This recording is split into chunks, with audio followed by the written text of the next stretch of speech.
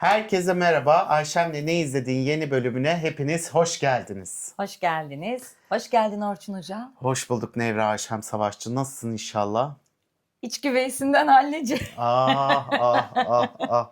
Biz de öyle iç güveysinden halliciyik. Bir süre böyle. Aynen bir süre böyle. Hadi bakalım. Ve ne izledik? Aman tanrım. Aman tanrım. Biz ne izledik? HBO'da yayınlanan DTF St. Louis dizisini izledik. Arkadaşlar bu diziyi sonuna kadar izledik. Yani şöyle oldu. Ayşem dedi ki biz 3 bölümden sonra hadi çeksek mi dedik. Ayşem dedi ki ne? Ben sonuna kadar izlemek istiyorum. Sonuna kadar izledikten sonra bu bölümü çekmeliyiz dedi. Dedim ki haydi bakalım şeyimiz de hayırlı uğurlu olsun adımıza. Değdi değil mi? Değdi. Herkes epizod çekerken biz 7 epizodu bir anda böyle nasıl bu karmaşa içerisindeki var olan diziyi anlatmaya, yorumlamaya çalışacağız bilmiyorum. Tamam, başka bir dizi izlediğinde epizod işleriz. Aynen yaparız. Olur. Evet. Senin de bir 6 bölümlük mini dizi varsa. Aynen. 7 Hitit hafta. Rivalry'de zaten insanlar hep dedi ki episod işleyin. Biz yapmıştık onu evet. hatırlarsan. O yüzden onu Ama öyle şimdi bir yorumda bu dizinin yaptım. şöyle bir özelliği var. Yani çok özelliği var. Suç dizisi olarak düşünebilirsiniz. Ama kara komedi. Ne bildiğiniz işte True Crime yani dizilerinden gibi değil ama kara komedi bir şey var. Ve ilk bölümde dedektiflerin hani suç dizisi olduğunu söyledik. İlk bölümde dedektiflerin bir katil aramasını öğreniyoruz. Ve her bölüm ilerlerken bence demek ki bu yüzden öldürdü. Çünkü nasıl öldüğünü de biliyorsunuz. Yani her şey ortada. Ölenin nasıl olduğu ortada. Bu üç ergenimizin orta yaş Aynen, ergenimizin orta yaş ergeni. neden birbirleriyle ilişkilerini ilk bölümde zaten küçük küçük veriyor. Diğer bölümlerde işte geri dönüşlerle ve ileri gidişlerle eş zamanlı olarak ilerliyor. O yüzden her bölümde bir şey öğreniyorsun. Avcunun içi kaşınıyor. Kesin bu diyorsun. Ben şahsen bir sonraki bölümde yok günahını aldım o zaman. Yok. Bu mu? Bir ara şeyden bile şüphelendim ben. Floyd karakterimiz o vefat ediyor. Allah rahmet eylesin, toprağı bol olsun. Floyd mu acaba dedim şey yaptı. Yani intihar mı etti? Kendi kendini mi öldürdü? Çünkü olayları o kadar öğreniyor ki. Sana helal olsun. Diye düşündüm. Ama aynı yakınlıkta Clara'ya ve şeye de düştüm. Çünkü Floyd öğrendikçe bilgileri yani artık hani işte çıkamaz duruma gelince acaba o vaz mı geçti hayattaki her şeyden diye düşündüm. Sonra sağlık sigortası vesaire bir şeyler olup da kendi hayatının üzerinde umut bağlayınca geleceğe dair La Floyd da değilmiş dedim. Yani Sonra dizi zaten çok tetikte tutuyor seni. Yani ne olacak, ne bitecek hep bir merakta tutuyor. Var olan sahnelerde hep bir absürtlük, bir anlam verememe haline sokuyor seni. Evet. Yani şimdi bir dakika, bunu öğrendi, acaba ne yapacak diyorsun. Sonra başka bir ters köşe yapıyor seni. Yani herkes iyi ama kimse de iyi değil yani. Değil. Böyle hani anlamsız bir şey. Herkes böyle çok anlayışlı, çok birbirini dinleyenmiş gibi gözüküyor. Allah'ım hayatlarını çok kolaylaştırmak için bir araya gelmiş üçlü gibi bir aradalar gözüküyor. Takıp dolaşan Yani melekler. işte birbirlerinin ihtiyaçlarını gidermek için ama hepsinde bir alma verme dengesi var olan bir kriz ortasında çıkıyor. Yani böyle bir şey var. Dizinin duygusunu ben izlerken aslında duygu olarak beni tuttuğu an merak ve bir polisiye bir cinayet izlemiyorum yani. Bir karmaşa yok. Dizinin ritmi çok ağır. Çok böyle anlatı üzerine ve çok flashbacklerle sürekli bir şey var. Polisler bile herkes psikolog. Dizide herkes psikolog abi. Yani herkes böyle durup yapıyor. Evet. Peki sonra ne oldu? Doğru. Kavga, gürültü, hırgür yok. Hiç. Sıfır. Hiçbir şey yok. Yani bir tane küçük çocuk çıldırdı da arada, Allah razı olsun, bir tansiyonumuzu oh be dedik yani, hani şey yaptık. Dizinin temposu aşırı, yani aksak ritim mi denir buna, ne denir bilmiyorum ama çok böyle şey, yani kimse hiçbir şeye şaşırmıyor. Kimse hiçbir şeye büyük bir tepki vermiyor. Büyük olaylar oluyor ama hiç büyük değilmiş gibi izliyorsun. Böyle izlerken şey diyorsun, Allah Allah benim ne çok tabum varmış Ha. mesela diyorsun yani. Anladım. Senin tabularına da bir çentik atıyor. Sanki de büyük yaşlı dedektifle birlikte hani o Evet. kadar olmasak da Hayır, o kadar adamı olmasın. anlayabilir yerde duruyoruz. Diğerlerini de anlayabilir yerde duruyoruz. Hani tabumuz var dediğimizdeki hikayeleri de evet olabilir. Ay bu diyorsun. kadar da değil diyorum ben ama mesela, yani hani Floyd zaten cennetlik, o ayrı da yani Allah razı olsun, hani adam yükseğe çıkmış, hani hiç şey yok ama şey yapıyorsun bazen Floyd, hadi be yavrum, hadi bir tane, yani hani bir tepki ya. ver, bir şey ver, bütün şey- sinirlerini aldırmışlar mı yani, hani sinirsiz kıyma gibi bir şey yani adam, böyle hani şey. Böyle olabilir. Biliyorum. Zeki de şey de değil. Patrick de değil. Patrick gibi bir imajı da yok yani adamın. Ama adamın dışsal olarak çizdikleri imaj biraz o. Hani ilk gördüğünde hani o yönde gidiyor ama adam hiç orada değil. Adam gayet sakin, gayet böyle anlaşılır. Ama her şeyi biliyor, her Çünkü şeyin hayata dehşet gelme farkında. sebebi var ve varoluş sebebini bulmuş ya iş aramaya gittiğinde. Bulmuş, bir şeyler bulmuş. Adam bulmuş, her şeyi bulmuş yani artık. Bir ebe kardeşim, ebe kardeşim yani. Ya Ay hikaye içimi şu, şişirdi ya. Clark karakteri var. Bu St. Louis'deki yerel bir televizyonda sabahları hava durumu sunuyor. Evet ama çok popüler. Her yerde Her- resmi var falan. Şeyin yüzü gibi biraz. Böyle şey, Televizyonun yüz. yüzü gibi. Aynen, Ve bir gerçekten yüz. sporunu yapıyor. Çok iyi Uygun bakıyor. spor kıyafetleri giyiyor. Yemesi içme tırnak içerisinde ailesi tamamen bir örnek Amerikalı Aynen. gibi. Ve Çok dikkat ediyor. Özel bir bisikleti var. evet. Ve money de Dıgı dıgı var. dıgı. Sonra bu bizim karakterimiz Floyd dilsiz alfabesi bildiği için hava sunucu İşaret dili. Dilsiz alfabesi mi deniyor ona? İşaret dili. Evet işaret dili. İşaret dili. İşaret dili bildiği için birlikte hava durumu sunmaya başlıyorlar ve bir fırtınada dışarıda hava sunarken bir yere giriyorlar. Bir dükkana. Market Dışarıda gibi. fırtına Fırtına çıkıyor. çıktığı için dükkana sığınıyorlar. Fırtına çıkarken Clark'ın hayatını kurtarıyor. Hı hı. Hayatını kurtarırken Clark ona aman yarabbi sen nasıl bir kahramansın falan deyip Orada markete ahretlik giriyorlar. oluyorlar. Aynen. Orada Orada Clark ahretlik diyor ki oluyorlar. sen benim hayatımı kurtardın. Ben de bundan sonra senin yanındayım. Senin neye ihtiyacın varsa ben ölene kadar hemşerenim. Hemşire moduna girip devam ediyorlar orada. Orada Clark'ın biz başka hiçbir arkadaşını görmüyoruz. Sadece Evet, Floyd'la yok. birlikte. Floyd'un da başka hiçbir arkadaşını Maşallah. görmüyoruz. İkisi daha sosyal. İkisi daha sosyal. Floyd da bu arada Carol diye biriyle evli. Carol'ın ikinci evliliği ve Carol'ın bir çocuğu var Richard diye. Çocukta bipolar bozukluk var. Okuldan da şey görüyor, zorbalık görüyor Sürekli. sürekli. Ve Floyd karakterimiz şeye gittiğinde başka bir şehre iş görüşmesine gittiğinde orada işte bir kaza geçiriyor, bir uhrevi bir şeyler başına geldiğini düşünüyor ve o iş gezisine gittiğinde kafasını bir an kaldırdığında dilsiz alfabesini konuştuklarını görüyor, kitap alıyor ve o şehirden St. Louis'e gelene kadar dilsiz alfabesini öğreniyor. Öğreniyor. Aynen. Yetenekli olduğunu söylüyor. Karısına bunu söylüyor. Karısı diyor ki sen iş görüşmesine gittin. Dilsiz alfabesiyle ne yapacaktın?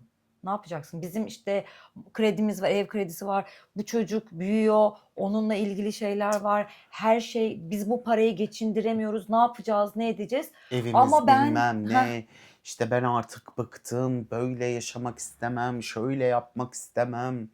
İşte şöyleydi böyleydi deyip bayağı bir şey yapıyor yani. Yükseliyor sonra ama diyor Çok. ki ben insanlara yardım etmek için geldim bu dünyaya.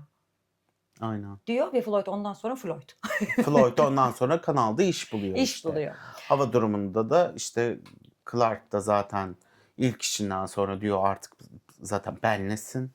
Seni hiçbir yere göndermem. Kesinlikle benle çalışacaksın. Ve aynı zamanda yetenekleri bitiyor mu bizim karakterimiz? Bitmez. Dans Bitmiyor. ediyor. Ha, Floyd Konserlerde yanda dans ediyor. R&B ve hip hop R&B. dansı, hatta konsere de Aynen. gidiyorlar. Ha, bu arada birinci bölümde Floyd Clark'la eşini tanıştırıyor. Tanışıyor. Clark da Floyd da Clark'ın eşiyle tanışıyor ve eşiyle Clark arasında bir cilveleşme, bir elektrik oluyor. Carol'la. Çünkü Carol'ımız Carol'ımız mevzuyu çakozlamış. Çünkü bu adam bir şey olmayacak. Ben de bu evdeki kazandığım parayla bu evi geçindiremeyeceğim. Çocuk da büyüyor, biz batacağız. Ama kadın bununla ilgili hiç kavga etmiyor. Dediği Hiç. gibi Orçun'un ses yükselme yok. hiç sıfır ya. Birisi A demiyor yani. Hani biri A demiyor. Olması gereken nasılsın, iyi misin, onu mu yaptın, bunu mu yaptın, sen mi geldin? Bizim kredimiz vardı, bu çocuğun okul masrafları vardı. Sen işte baba oldun, diğeri zaten falan. Hani Hiç yok. hiç. Ev partisinde de işte böyle o sahne çok iyi. İlk zaten Sahne. orada başlıyor mevzu. Aslında açılış Bir araya gel. mevzusu. Ha, bu arada dizinin sonunda öğreniyoruz. Clark karakteri Floyd'la tanışmadan önce bir an hava durumu sunarken kilitleniyor. Bedenini hiçbir şekilde hareket ettirmiyor. Anksiyete geçirdiğini ya da panik atak geçirdiğini düşünüyor ve bir an orada dans edip şarkı söylemeye başlıyor. Bütün dizinin başlangıcındaki jenerikte onunla birlikte açıyorlar. Let the Sunshine şarkısıyla birlikte. Adamın o hareketlerini görüyorsun. Uçakta kalıyor. Ve bu neden bu şekilde dediğini de dizinin sonunda öğreniyorsun. O an adam bir şey geçiriyor ve hayatını sorguluyor. Ben ne yapıyorum burada? Ben ne ediyorum? Bu sorgulamalar giderken Evliliğini Floyd'la- sorguluyor, çoluğunu çocuğunu sorguluyor. Benim karım artık benimle ilgilenmiyor diyor. çünkü karısı Artık her şeye çalışma saatleri sahip değiştiği için. oldum diyor. Bir doyum noktasına ulaşıyor adam. Ben artık yeni şeyler aramalıyım diyor falan filan. Adam aslında kurnaz ve çapkın. O yüzden Floyd'u buluyor, uygulamayı İşte yaptırıyor. 70'inden sonra azanı tebeşir paklar derler. Değil mi? Yani bu 70'e gelmeden Eskiden o 50'sinden sonraydı. He. Ama 50'sinde insanlar öldüğü için. Şimdi 80'inde doğru öldükleri için 70'inden sonra diyorlar. Ben de şunu söylüyorum Orçuncum. 40 yaşından sonra ergen hipsterlarla da uğraşmak çok zor. Hayat çok zor bu arada. Gerçekten. İnsanla uğraşmak çok zor. Bu filmde onu anlatıyor. İnsanlar birbirini dinlemiyor. Film demişim, dizi. 7 bölümden oluşuyor. Mini dizi tırnak içinde diye söylüyorlar. Ama bir bölüm işte 47 47 dakika, işte 48 dakika, 50 dakika arasında gidip geliyor. Ve HBO bizi kanser etti. 7 hafta boyunca her bölümü bir hafta yayınlayarak. Ve HBO aynı zamanda da yapıyor. İşaret dili temalı olduğu evet. için işaret dili şeyini de Seçeneği de var. seçeneği Yani de diziye var girdiğinizde 2 tane dizinin. DTFC görüyorsunuz. DTF Evet. görüyorsunuz. Bir tanesinin yanında ASL yazıyor. O işaret dilin kenarda adam var. Hı hı. İşaret dili konuşuyor. O da adam. Sonra öyle bir şey oluyor ama insanlar birbirlerini dinlemiyor. Söylediklerini hiçbir zamanda bir şey yapmıyorlar. Sadece çok yüzeysel. Aslında Avrupalı insanların da yaşadığı hani böyle Banyoda çok yaşayan insanların. mesela arkadaşlıklarda da hani Avrupa'da işte arkadaşlarımız var gördüğümüz. Çok Akdeniz insanı olmayan, kuzeyde yaşayan insanlar hani çok yüzeysel genelde de Sınırlı bir ilişki arkadaşlık kuruyorlar. eder. Evet. İşte merhaba, senin özeline çok şey yapmaz, derdine derman olmaz. Ya da işte bir dert paylaşımı olmaz. Hani vakit geçirmek istediğin zaman 2 hafta sonrasında işte bir kahve içmek için randevu alırsın falan filan. Bunlar ama her gün birlikteler. Tabii. Ama gene de birbirlerini dinlemiyorlar. Var olan her gün birlikte olmaları hiç problem değil. Bizim işte karakterimizin tabii ki de parası sıkıntısı var. Bunlar işte ilk partide karşılaştıkları zaman evden işte salıncak yapıyorlar. Salıncakta şöyle. oturuyorlar ve salıncakta sallanırken yan komşusunun ne kadar seksi olduğunu gösteriyor, söylüyor. Sonra da diyor ki bir tane app var. Bir dakika, şöyle bir şey var. Clark, yani hava durumu sunucusu, çocuklar güneş daha rahat sallansınlar diye 2 kişilik olan salıncağı yerini değiştiriyor. Tabii. İkisi birlikte Çocuklar yerini için değiştiriyor. ama her Çocuklar şey için diyor. çocuklar için canım benim. Sonra sallanmaya başladıklarında yan tarafta bir havuzda güneşlenen birileri var diyor. Orada hatun olarak söylüyor ve böyle cinsel olarak birbirlerine şey olduklarında herkes işte o ikisi de birbirleriyle karısıyla birlikte olmadıklarını söylüyorlar orada ya artık Evet. paylaşıyorlar. Zaten bütün dizide bir eğik penis var muhabbeti. Bütün Neden bölümlerde eğildi? geçiyor. Ne Neden oldu? eğildi, Neden ne kırıldı? oldu da Neden neden kırıldı? şöyle oldu. Eğik bir penis muhabbeti de geçiyor. Bütün dizi içimiz şişti eğik penisten. Çeşitli penis çeşitlerini görmekten aynı zamanda. Artı 18 olabilir değil mi? Aynen. Artı 18 zaten. Bizim videolarımız artı 18'dir ha. Bize genelde zaten izleme rakamlarımız da hep 35 yaş üstü genelde izleyici yaş ortalamamız. Sonra işte orada film kopuyor. Orada aslında dizinin ismini veren Uygulama. uygulama DTF. aynen DTF uygulamasını anlatıyor. Diyor ki böyle bir şey var diyor. Bak diyor. Çok iyi diyor. İşte şöyleydi böyleydi diyor. Onun da merakını şey yapıyor. İşte üye olabilirsin. İşte şöyle yapabilirsin. Böyle yapabilirsin falan filan deyip adamı aslında kendi aldatma potansiyeline yandaş arıyor gibi bir durum oluyor. Aşıcı arkadaşlar kötüdür. Bak aşıcılık. Benim iyi niyetli arkadaşım hiçbir şeyden haberi yok. Yok date bilmem nesiydi, gizliydi, oydu buydudan haberi yok. Ne güzel sessiz sakin otururken geliyor bir tane kurnaz arkadaş. Kendini yakacak, arkadaşını da yakacak. Diyecek ki o yaptığı için ben de yaptım diyecek. Bir tane partner alıyor, hemen app'i de ona yükletiyor. Bir profil aç diyor. Evet. Açmalısın diyor. Bir şey soracağım. Clark aplikasyona girmiyor. Sadece E- reklamlarını yapıyor Floyd'a. Evet ama sonuçta şey yapıyor. Hani yönünü değiştir diyor yani. Aynen. Bak diyor madem böyle bir şey var. Şey yapacaksın. Clark'ın zaten manipüle etmesinin nedeni ne? Clark'ı manipüle etmesinin nedeni mi? Clark'ın bizim karakterimizin, bizim iyilik Meleğimiz. meleğimizin manipüle etmesinin nedeni Clark ne? da çok iyi. Karısıyla Clark seks tabii. yapamadığını öğren. Bu arada karısıyla seks yapamamasının sebebi Floyd'un. Karısı eve ek gelir getirmek için cumartesi günleri beyzbol hakemliği yapıyor. Ve beyzboldan hiç anlamıyor. Ama başlıyor bir şekilde öğrenirim diye. Floyd karısını İnanılmazlar. beyzbol kostümüyle gördüğü, beyzbol kostümü değil, Evet, hakem formasıyla, kostümü. hakem kostümü, hakem formasıyla Böyle önünde görünce bir şey var. böyle. bütün adamın libidosu gidiyor. Hiçbir şeyle sevişemiyorlar. Hikaye de bu. Aynen. Olmuyor yani. Olmuyor. Yani Çok ve dişil enerjisi kayboldu diyor. O dişil enerjiyi ben kaybettiğim için kardeşim kadına yükselemiyorum Evet. diyor. Erk enerjisi alıyorum. hatta kadının doğum gününde karısını yemeğe çıkartıyor.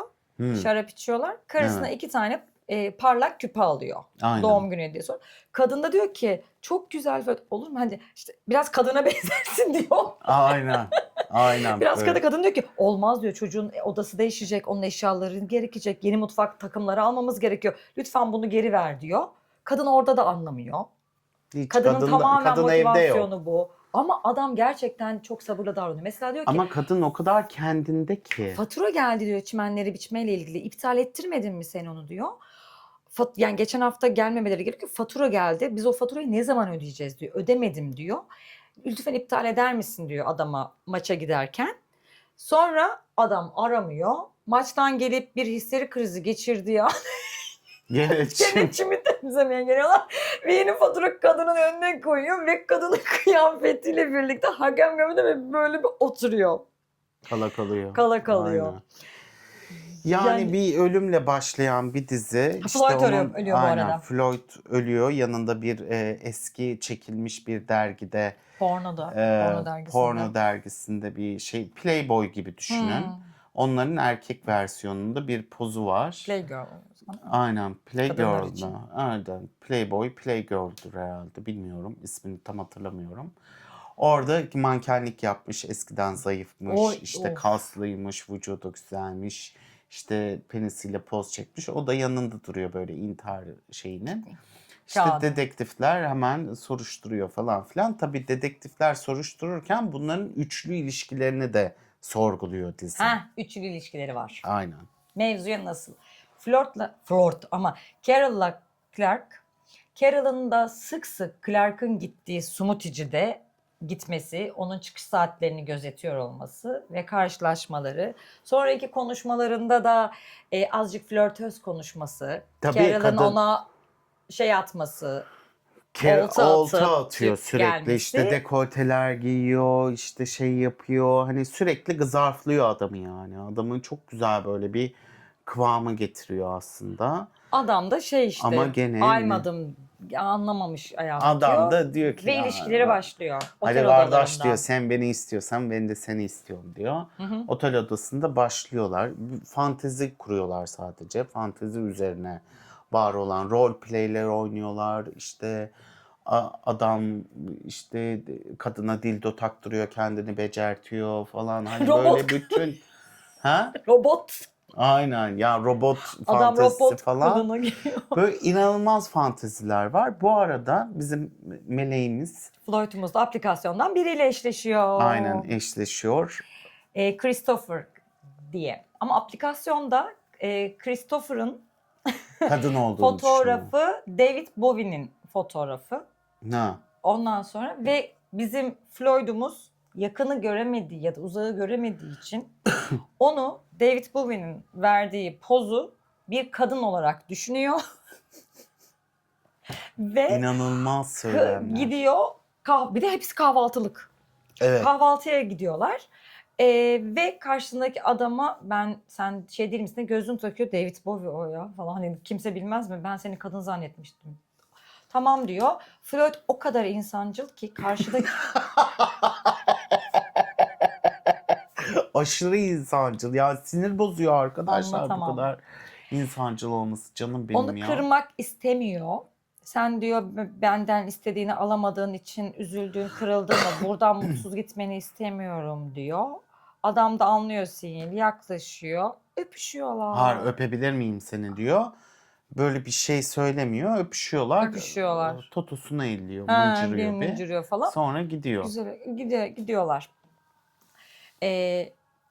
Yani biz böyle epizot anlatmaktansa aslında bize kalan Evet. hikayeleri ve biraz da hani bize hissettiren şeyleri anlatmanın derdine düştük. Yani bu bölümü izleyip diziyi izledikten sonra zaten bizi kafamıza takılanlar sizin de farklı olursa lütfen yorumlara yazın. İzleyin lütfen diziyi. Aynen, Yani diziyi lütfen izleyin. Sonra da yorumlara şey yazıyorsunuz. Karışık anlatıyorsunuz diyorsunuz. ama film zaten Biz kendimize göre şey yapıyoruz, anlatıyoruz. yorumluyoruz. Bu arada Christopher karakteriyle Floyd karşılıklı oturduklarında Christopher şey diyor. Herkes normal gözükür. Çünkü ilk defa böyle bir şeyle karşılaşıyor. Floyd karşı olduğundan değil ama hiç tanışmadığından işte kendi üvey evladının ne kadar dışlandığından bahsediyor. Çünkü Christopher kendi hayatını dertleşmeye başladıklarını, o da kendi şeyinden bahsediyor. Normal olmadığını söylüyor. Adam da diyor ki, sanırım burada söylüyordu. Herkes normal gözükür. Çünkü kaldırımın karşısından, karşı kaldırımdan baktığınızda herkes normal gözükür. Aynen. Ve bu cümle dizide birkaç kere geçiyor. Bu cümle sayesinde Floyd da üvey oğlu Richard'la dertleşmeye başlıyor. Yani gittikleri terapilerden, bu arada terapi paraları da ödenmiyor. Gittiği terapiler dışında birbirleriyle dertleştiklerinde Hiçbir şeyden de eksik kalmıyorlar. Çocuk okulda zorbalık gördüğünde merak etme, onlar da normal değil. Sen kendi normal olmadığını düşünüyorsun ama onlar da normal değil. Herkes kaldırımda bir tek taraftan bakarsan normaldir diye onun anlayışla yaklaşıyor. Çocuk hep aynı bir tane balıkçı yeleği giyiyor sürekli ve o yeleği ters giyiyor. Çocuk tamamen bütün kıyafetlerini ters giyiyor. Aynen. Bunu yapıyor. Bu işte Floyd'un bu mevzuları, kendini keşfetmeleri devam ederken Floyd'la Clark da birbirlerine yakınlaşıyorlar. Floyd Clark'a dilsiz alfabesi öğretmeye başlıyor. Onun suda işte esneme hareketlerinde yardım ediyor. İkinci bisiklet alınıyor. Birlikte bisiklet sürmeye başlıyorlar. Eş zamanlı da Carol'la Floyd birlikte sevişiyorlar. Ve Carol konuşmalarında sürekli kendi kocasını sevdiğini, onun çok incindiğini, üzüldüğünü ve bir şeyler bahsediyor. Çok parasız, bunu para kazanamadığı için çok mutsuz olduğunu biliyorum diyor. Sonra Böyle böyle Clark elinde avucunda ne varsa bu ilişkiye akıtmaya başlıyor. Ama Carol diyor ki benim bildiğimi bilmesin Floyd. Hı hı. Floyd da Carol bilmesin. Aynen. Hatta o yüzden Floyd'un annesinin adresi veriliyor. Sağlık sigortası olmadığı için ailede herhangi bir şekilde yapamıyorlar. Sağlık sigortası alabilmesi için de belirli bir kiloya inmesi gerekiyor. Resmen birlikte adamın zayıflaması ve belirli kilo alması için çalışmaya başlıyorlar. Bu arada insan varoluşsal sorunlar, varoluşsal sıkıntılar konuşuluyor Floyd'la Clark arasında. Bu onları iyice birleşik hale getiriyor. Eş zamanlı olarak Carol da Clark'la konuşuyor. Ve sonra adam bunların vergi borçlarını ödüyor. Aynen. Vergi borçlarını ödüyor. Sonra Sağlık sigortasını sigortasını yaptırıyor. Bunların Ondan hepsi işte, benden diyor. hepsi Hacı benden. diyor sen rahat ol diyor. Bunların hepsini yaptık diyor. Artık diyor şey yapma diyor. Bir de yüksek bir mevla borcu daha vardı galiba. Ha o Mortgage aynen. olabilir Mortgage'ı evin da şeysi. hani bir şekilde şey yapıyor, tamamlıyor. Ve çocuklarının özel bir okula gitmeleri gerekiyor. Ben sponsor olurum, ben burs veririm ona diyor. Aynen. Ve çocuk özel kendi gibi olanların gittiği bir okula başlıyor. Okula başladığı sırada zaten adam ölmeden bir gün önce okula başlıyor. Evet. Bu arada belirli bir zamandan sonra Floyd işaret dilini kullanarak onun karısıyla birlikte olduğunu bildiğini söylüyor. Adam şok. Karımla da konuştum diyor. Benim için sıkıntı yok. Önemli olan mutlu olmanızdır diyor. Tabii istediğiniz gibi. Karı mutlu olsun diyor. Takılın diyor. Takılın diyor. Ama diyor sizden bir şey rica ediyorum. Aynen. Siz bu otele gidiyormuşsunuz diyor. Fazla para veriyorsunuz. Ben daha önce bir firmada çalışırken bu otelle birlikte çalışıyordum. Benim indirimim var. Geriye dönük indirim alabiliriz diyor. Gidiyor otelle konuşuyor. 3 kişi biz bir odaya geleceğiz diyor. Benim arkadaşım size fazla para ödemiş diyor. Ben şu şirkette çalışıyordum hatırlarsınız. Lütfen diyor geriye dönük indirim yapın odalarda diyor. Bundan sonra da aynı şeyde. Ve gerçekten geriye dönük indirim yapıyor otel. Ve aynı zamanda da ben de izleyebilir miyim sizi diyor. Evet ve izlemeye başlıyor. Kadınla oturuyorlar, izlemeye başlıyorlar. Yani kadınla Dolapta oturup konuşuyorlar. oturuyorsun, hı hı. Kadın onay veriyor, izlemeye başlıyorlar. Dolapta şey yapıyor. Sonra diyor ki bir anda yer değiştirelim mi diyor. Ben de sizin hani birlikte olmanızı izlemek istiyorum diyor. Orası çok rahatsız edici bir sahne yani bir de. Bizim iyilik meleğimizle kadın sevişmeye başlarken işte o erekte oldum mu olamadım mı, Ha bu öyle arada oldu ona mu, böyle gelmeden önce olmadı. Ha. kırık penis olduğu için erekte olmakta zorlanıyor. Ve bir akşam karısıyla Clara ile Clark'ın sevişmelerini izledikten sonra bazı şeyleri seninle konuşmamız lazım. Bazı işler ters gidiyor diye bir mesaj atıyor. Adam panikliyor ne oldu diye. Öyle sevişmemen lazım. Benim karımla böyle sevişmen lazım. Arabada oturup karısıyla Floyd Clark'a karısıyla nasıl sevişeceğini, onun nasıl mutlu olduğunu, bunu denemeleri gerektiğini anlatıyor. İşte bacağını şöyle yapacaksın da şunu yapacaksın falan diye. Sonra tekrar her bölümde bir şekilde neden penisinin kırıldığını anlatıyor, soruyor. O da anlatmaya başlarken bir de bir şey oluyor bir yani şeyin- anlatamıyor. Floyd'un şöyle bir özelliği var. Başlıyor. Clark'ı ağına düşürdüğünü anlıyor. Kabul ettirmek için o konuyu değiştiriyor. Orada havada kalıyor penisin neden kırık olduğunun. Ve kendi işte artık sağlık sigortasını da kazandığı için ilacın adını söyleyeyim. Hatta o bölümün de adı. Amfesin diye bir ilaç var. O onun erekte olmasını sağlayabilecek bir ilaç ama kendi doktoru yazmıyor. Sen doktoruna yazdırır mısın diyor. Evet çünkü yüksek dozda alırsan ölme ihtimalin de var. Ha evet. Şimdi bunu karısına da söylüyor. Bu ilacı alıyorum. Diyor herkes aynı şeyi soruyor. Bu ilacı alırsam erekte olabilirim. Peki yani fazla alırsam kalp krizinden ölürüm. Aynen. İlaçlarla tepkiye geçer. Karısı da aynı şeyi söylüyor. Şimdi bunlar bu şekilde konuşup ölünce tabii ki sen katil kim de gidiyorsun. Katil kimi sürekli arattırıyor sana Arattırıyorsun. yani hangisi diye. İşte ondan sonra Orçun'un söylediği ve onu rahatsız edici olan sahne geliyor. Adam ilacı alıyorlar ve karısıyla birlikte olurken bizim Clark da izliyor. Sonra ne oluyor orada? Kadın da diyor ki ben rahatsız oldum, devam edemeyeceğim diyor. Lütfen diyor bırakalım diyor. Bırakıyor. Sonra adam bundan çok mutsuz oluyor tabii Çünkü ki de. karısı ondan iğreniyor. Evet, Hiçbir iğreniyor. şekilde. Hiçbir şekilde şeyi yok.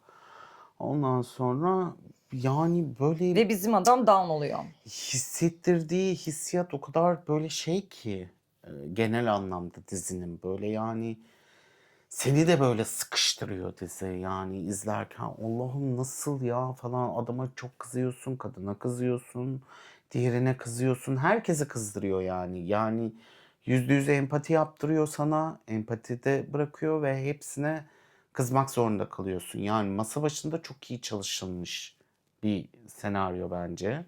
Zaten HBO da maşallah yani hani bir üye olduk. Vay arkadaş neler varmış ya falan dedirttiriyor yani böyle bir şey. Ee, En böyle işte ondan sonra adam çok kendini çok kötü hissedip eski haline dönme hayaliyle sürekli yani bedenini de sevmiyor. Zaten adamın kendiyle ilgili bir sürü kompleksi var. Çok kilolu bir Artık insan. eskisi gibi değilim, şöyleyim, böyleyim gibi bir sürü şeyleri var adamın da. Adam da bir yani haklı mı desen, dışsal şey mi desen böyle enteresan bir duyguda sürükletiyor Yeter seni ki ya. sizler mutlu olun. Geçer Yani benim durumum. aynen öyle. Ay dizi böyle şey. Sonra senin durumun nasıl geçer diye soruyor Clark Floyd'a. İşte en azından erekte olsun biri. Yani çünkü hani aplikasyonda Clark aplikasyon açıyor. Tiger Tiger diye bir nickname'le ve Floyd'a mesaj gönderiyor onun hesabına. Tam Floyd hesabı kapatmak istediğinde. Hı hı. O da Beni biri kimse beğenmiyor beğenmiyor diye tribine girdiği tribine için. giriyor.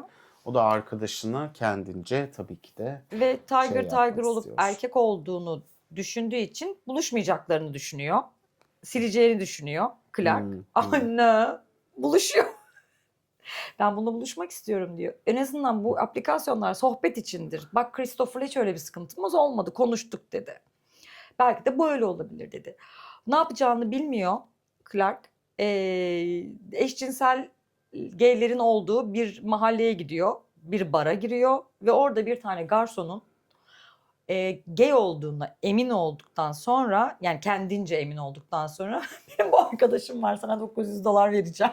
Bir gece onunla birlikte Sadece olur musun? istediğin hani birlikte sadece erekte olman lazım. Onu görüp erekte olman lazım. Birlikte olup olmamanız sizi ilgilendirir Aynen diyor. beni bağlamaz diyor. Ve ne olduğunu kabul etmiyor. Yan masadan Tiger yani daha sonra Bir Tiger tane Tiger çocuk çıkıyor. ben yaparım diyor. Ben diyor ben her türlü altına da getiririm, üstüne de getiririm falan filan deyip tamam anlaşıyorlar. Bunlar buluşma yerinde. Sonra O Tiger Tiger isimli adam abi çok bir gün üzücü önce ya. geliyor Senwise'e. Anlaştıkları günden bir gün önce geliyor.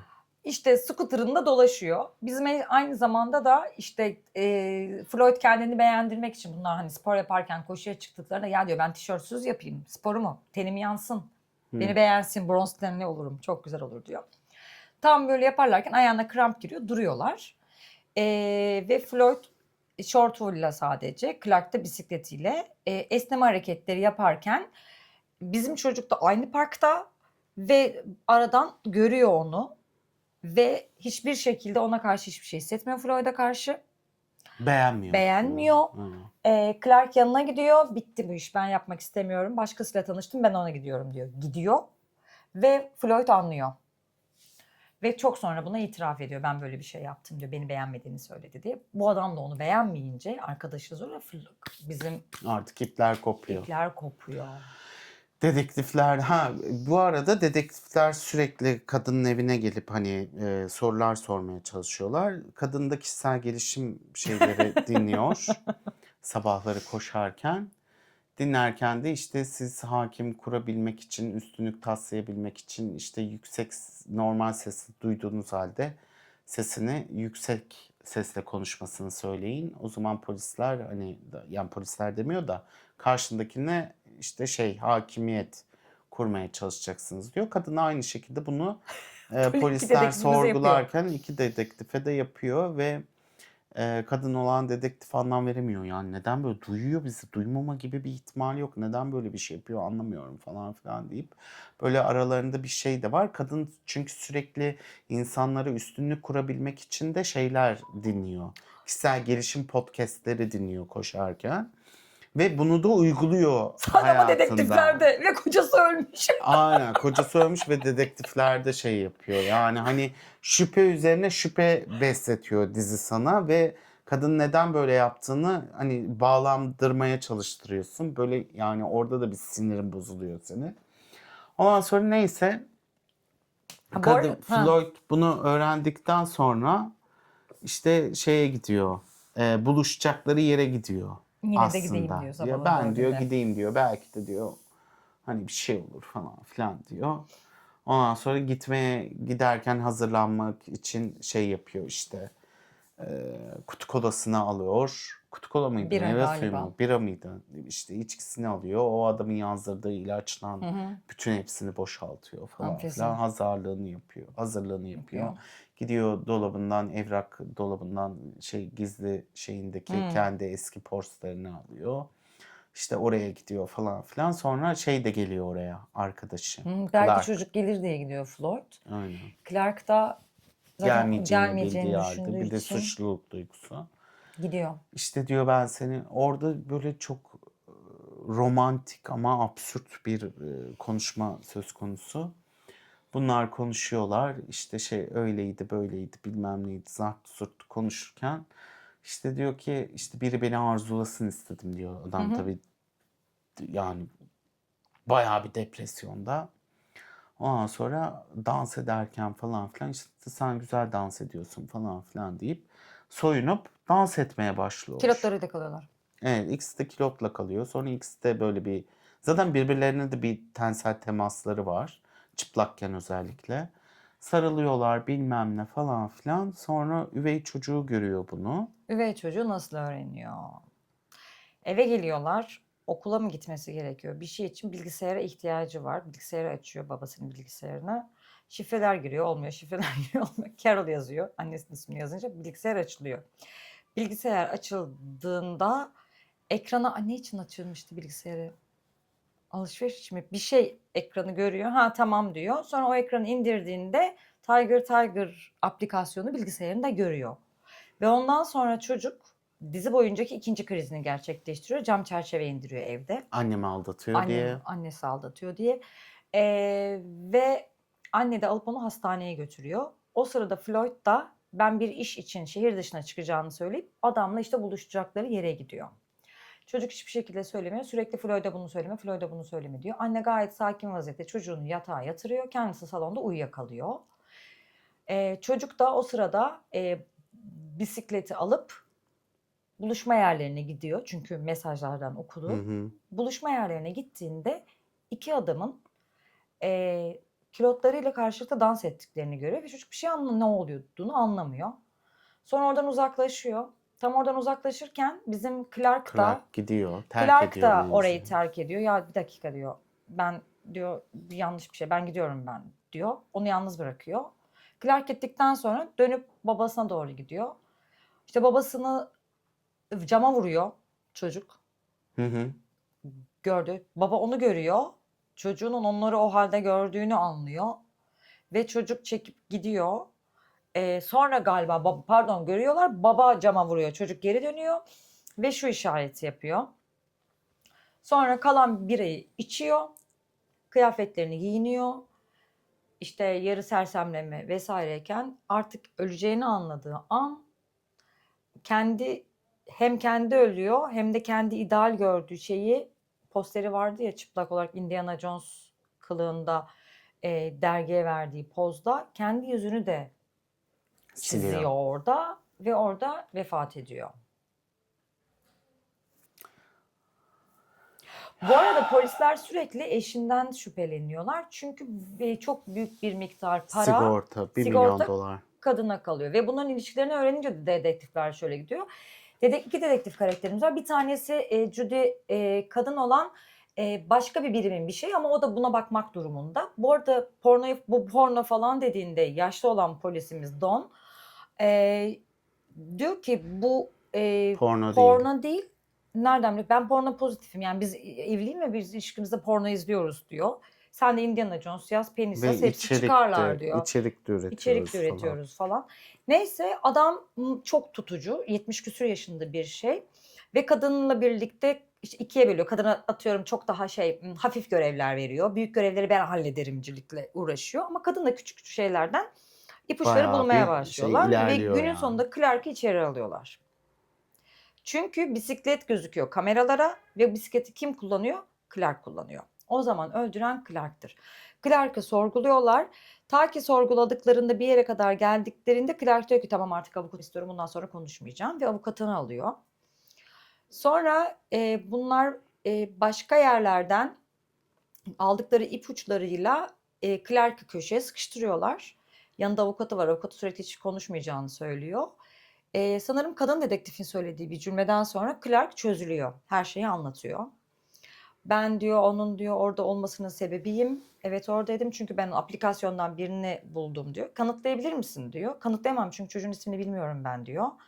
Ha diyor çocuğun ismini bilmiyor musun? O zaman kısa kısa bunu bulamazsan sen şeysin diyor yani. Cinayet işleyen sensin diyor. Sonra bunlar bir şekilde adamın öldürdüğü, adamın öpüştüğü Christopher'ı buluyorlar. Gerçekten seni öptü mü öpmedim. Yani verilen her verilerin, anlatılan her şeyin doğru olup olmadığını bulmaya çalışıyorlar ve Floyd'un onlara göre de çok iyi bir insan olduğunu, Hı bunların hı. aralarındaki ilişkilerin gerçekten hani, hiç kimsenin hiçbir ilişkiden zarar görmediğini, böyle bir şey olduğunu, hani birlikte olduklarını gidiyor oteli buluyorlar. Tabii bütün faturalar her şey ortaya çıkıyor. Sonrasında patenciyle konuştuklarında onu öğreniyor. Sonra bu bizim Christopher aplikasyondan biriyle buluşmaya gitti. Kiminle buluşmaya gitti? Bilmiyorum ama bana şöyle bir cümle söylemişti diyor. Herkes normal gözükür karşı kaldırımdan bakarsan. Bana bu cümleyi söylemişti. Dedektife bunu söyleyince dedektif bunu Christopher'dan duyduğunu öğrenip Christopher'a gidiyor. Sen bu adamla birlikte miydin diyor. Adamın ismini soy ismini öğreniyor. Adamı çağırtıyorlar. Böylece onun anlattığı, Clark'ın anlattığı hikayenin doğru olduğu anlaşılıyor. Sonra ikinci bisikletin çocuğun bisikleti olduğu anlaşılıyor. Adam ölüm saatinde orada olmadığı, kameraların başka açılardan. Bu arada bisiklet tamire gittiği için Floyd bisiklette düşüyor. Tamire giden etiketten anlıyor dedektifler. Böylece çocuğun olduğunu gidiyorlar. Annenin gözetiminde çocukla konuşuyorlar. Çok kötü biriydi. Ben artık Floyd'u sevmiyorum. Onu öyle görmek istemedim. Bana böyle saçma sapan bir işaret yaptı diyor. Anne diyor ki bu işaret ne demek biliyor musun diyor. Freud seni sevdiğini söylemiş diyor. Ama çocuğun bakışını düşünsene. Yani seni seven ve senin ona arkadaşlık kurduğun bir adam mı görüyorsun, cama vuruyor, seni seviyorum diyor ve senin bakışlarında içiyor ve intihar ediyor. Bu Hı çocuk hı. için büyük bir travma değil mi? Benim üvey babam beni seviyor ama Zaten diyor ölmüş. çocuk diyor gitmiş diyor ben artık yani. Yani bu adam evet travmada yani böyle bir karakter zaten onu düşünecek bir halde değil ki adam kendi derdine düşmüş yani. Çocuğa ne bırakırım ne bilmem ne ederim falan adamın hayatı fade out olmuş yani gözlerimizin önünde. Çocuğa bırakacağı travmayı düşünebilecek bir noktada değil adam. Çocuk da şeyi öğrendikten sonra bu işaretin seni seviyorum dediğini öğrendikten sonra oradaki buluştukları parkta böyle jimnastik aletleri var. Böyle 2 tane tutarsın hani buradan bacaklarını döndürürsün ya ritmik jimnastikte olanlardan. Babası her buluştuklarında o yapıyor. Onlar için bir ritüel ve polislere birden tekrar çocuk oluyor. Size bir gösteri yapayım mı diyor. Çıkıyor tırmanıyor. Böyle Onları yapabilirsin. yapıyor. Babasıyla olan tek diyaloğu orada devam ettiriyor. Bu şekilde de bitiyor dizi. Diziyi izleyin. Diziyi Her mutlaka bokunu izleyin. söyledik. Aynen her Ay şeyini de küfür ettim. söyledik. Küfür etmedim kız bok dedim. Bokta ne var küfür Kakaçiş. mü? O zaman kapatıyorum ben. Evet. Bizi izlediğiniz için teşekkür ederiz. Haftaya bir Görüşmek üzere. sonraki yeni bir diziyle buluşmak dileğiyle diyorum. Görüşürüz. Sizi seviyoruz.